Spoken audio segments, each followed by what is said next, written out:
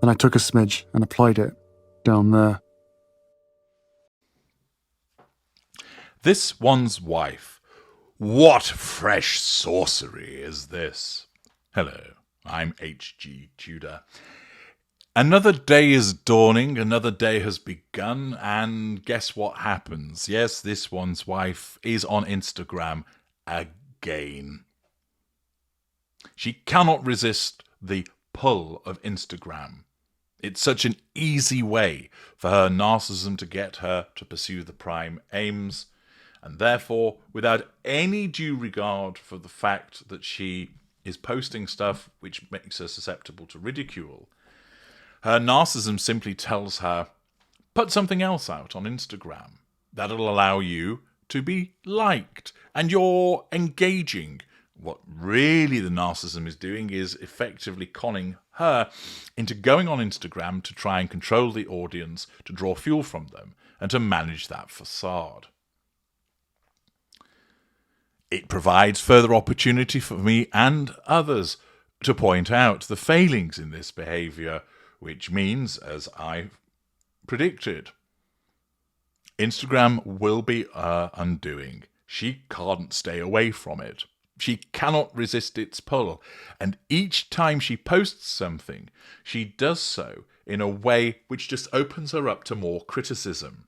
She thinks she's doing a good thing. She thinks she's doing a fun thing. She thinks this is all very interesting, because that's what her narcissism tells her. But when I saw this next piece of footage that she had posted to her Instagram account, I couldn't help but think of the witches from Macbeth, which, as you know, was written by William Shakespeare. And what came into my head was the following.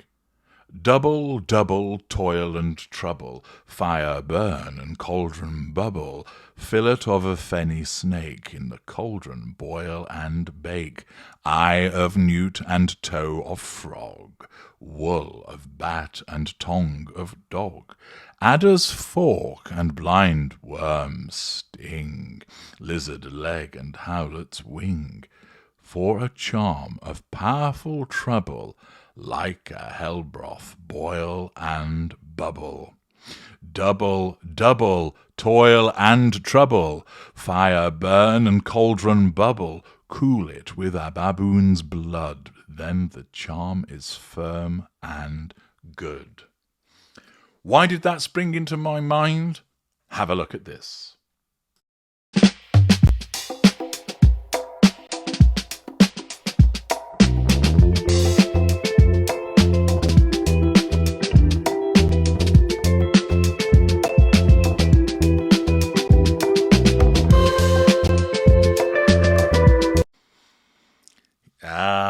Yes, this one's wife with another video.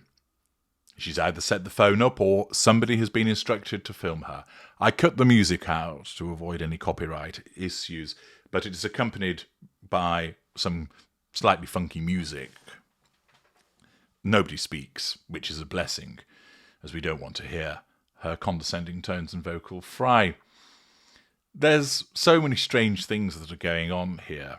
First of all, that kitchen is ghastly, isn't it?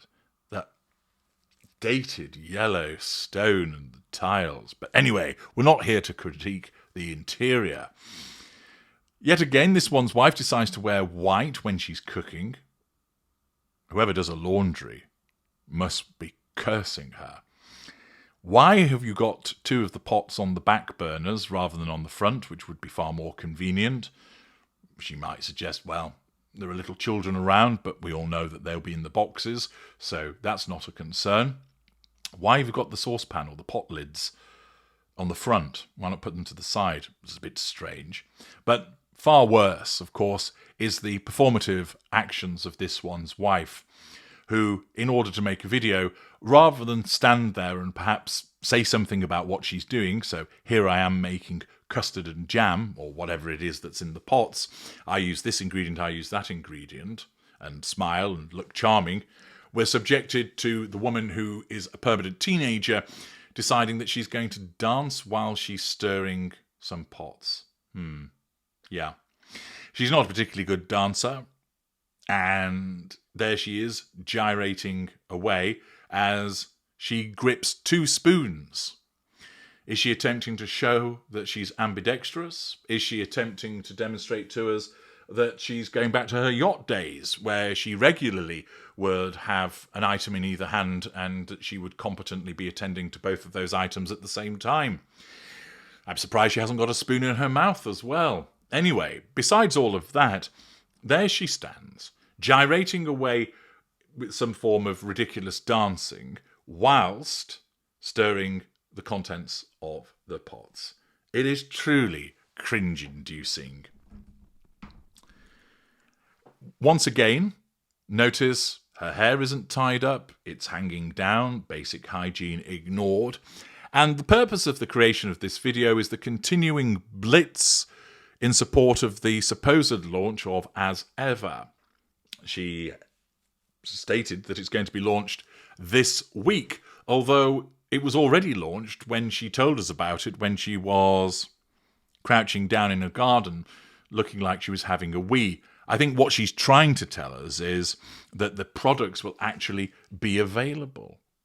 So we have this one's wife jigging backwards and forwards, and it's rather strange because she keeps her arms rigid. She doesn't actually move her arms to do the stirring, but rather moves them back and forth as a consequence of the way that she's moving her body about. And of course, she's so pleased with this performance. You can smell the smug as she gives a smile and then goes over because, hey, look, there's another pot just in shot that she needs to attend to. Is this to suggest to us that she's actually making stuff that's going to go in the jars for As Ever? Well, we all know that's bunkum. As we saw earlier, the film that she released showing the mass-produced red sludge, Solent Green, as I spoke about. Yet again, this one's wife can never remember the lies that she's told because of the compartmentalization of her narcissism. But it doesn't just end there with the very strange activity in the kitchen, but then we see the hub of activity. Yes, Operations HQ, with some canisters of what might be tea or coffee, I'm not sure, with the crappy As Ever branding. I have to say, it just looks cheap. It does. It doesn't look like something that's actually finished. The ubiquitous jar of raspberry spread, some crepe mix, I think, in the background. After all, we were told yesterday about all of that crap in relation to the crepes and her backpacking through France. Bullshit!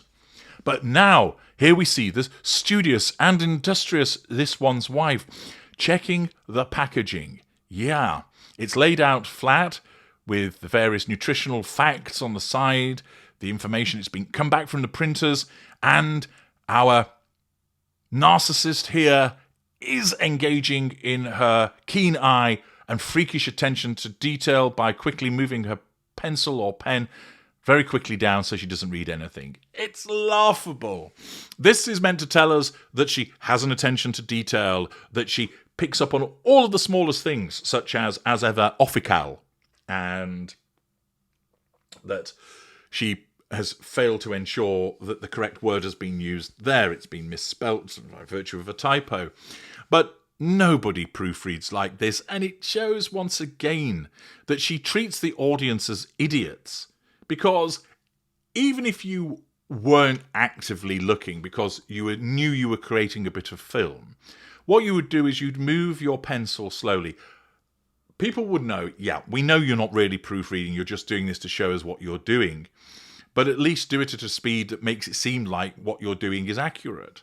And this is from somebody who's meant to be an actress. She can't even do this. So whoever's filming the video, presumably there's someone there say, hey, this one's wife, it'd be a good idea if we get a bit of footage of you with the printing and let's scatter a few products around. That'll make it look, it'll be promoting it and it'll make it look like that you're at the heart of matters.